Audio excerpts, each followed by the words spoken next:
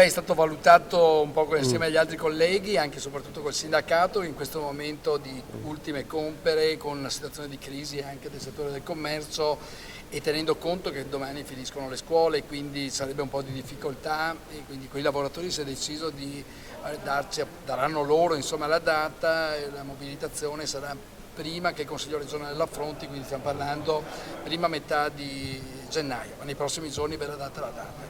D'altra parte però il senso è quello di richiamare l'opinione pubblica alla situazione grave in cui ci troviamo. Con la conferma del taglio al 25% ci troviamo in una situazione che avrà effetti pesantissimi su tutte le famiglie.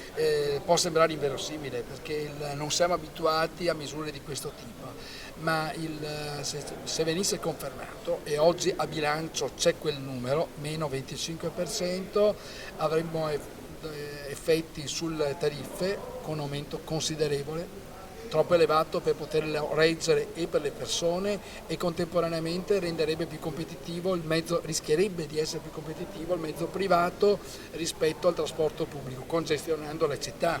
Cioè, vuol dire, non è un modello che possiamo accettare quello di diventare come il Cairo, noi vorremmo diventare come Berlino, dove si usa il trasporto pubblico, perché il modello del Cairo, Dio ce ne scampi, però rischiamo di finire verso il Cairo, verso il Nord Africa. Il secondo luogo avremo effetti anche per quanto riguarda le aziende con il taglio di chilometri e quindi effetti sui lavoratori. È un effetto a cascata assolutamente insostenibile, tanto più alla luce del fatto che nel corso degli ultimi 10 anni un po' tutte le città hanno investito moltissimo nel trasporto pubblico.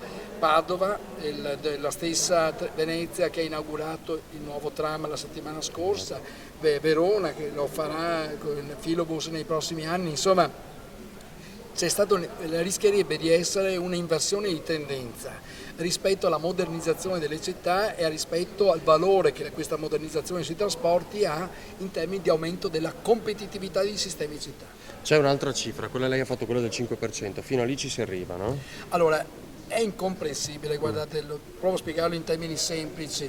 A livello nazionale siamo la regione che ha il minor trasferimento per chilometro che viene dato alle aziende, circa 1,70 euro a fronte di una media di 2,50 euro su base nazionale, quindi già riceviamo meno di tutte le aziende.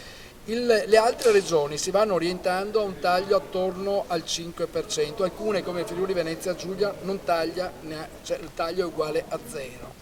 Non è immaginabile che le regioni che già hanno di più come contributo taglino di meno, mentre la regione Veneto che è già sotto standard, che ha già fatto un'efficienza impressionante, non a caso le aziende della nostra regione hanno il miglior rapporto costi e ricavi, il migliore in assoluto, ampiamente sopra gli obblighi della legge dello Stato e rispetto alla media nazionale che è pari al 30% siamo già al 43%.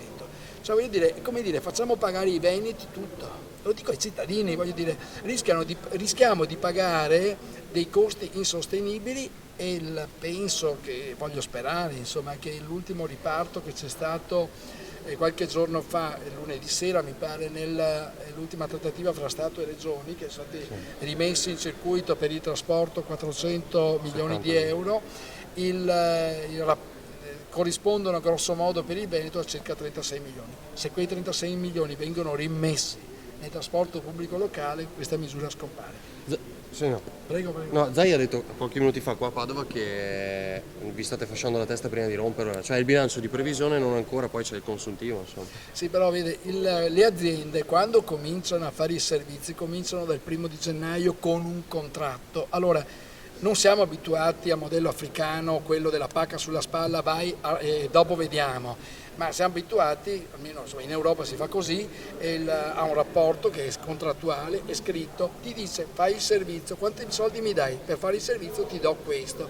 Non è che a consuntivo, lo so anch'io che a consuntivo possono magari fra 6 mesi arrivare qualcosa, noi vorremmo avere certezza, perché come dire, quando le aziende e poi i contratti che vengono fatti dai comuni con le aziende vanno ogni mattina a chiedere alle pompe di benzina di poter mettere dentro il gasolio negli autobus, e dici guarda, Zaia ci ha detto che a luglio poi si vedrà, secondo voi funziona? È evidente che deve esserci certezza, credo nell'intero funzionamento della nostra società. E siccome le condizioni per avere una certezza ci sono già oggi, io credo che bisogna che il Consiglio regionale se ne faccia carico e per questo abbiamo tempo fino al 15, però la vigilanza è altissima, i sindacati non a caso sono già mobilitati e noi daremo il massimo del sostegno.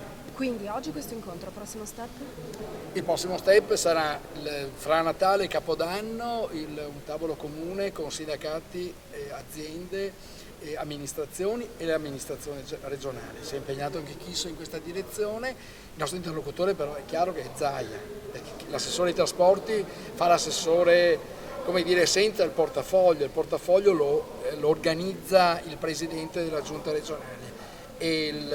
Oggi c'è anche il decreto mille proroghe, lo vedremo nei prossimi giorni, ma subito dopo Capodanno ci diranno anche i sindacati qual è la data scelta e sulla base di questo poi ci sarà il massimo dell'attenzione. Faremo anche, la prima volta che accade, un manifesto come amministrazioni comunali per informare di quali sono i rischi.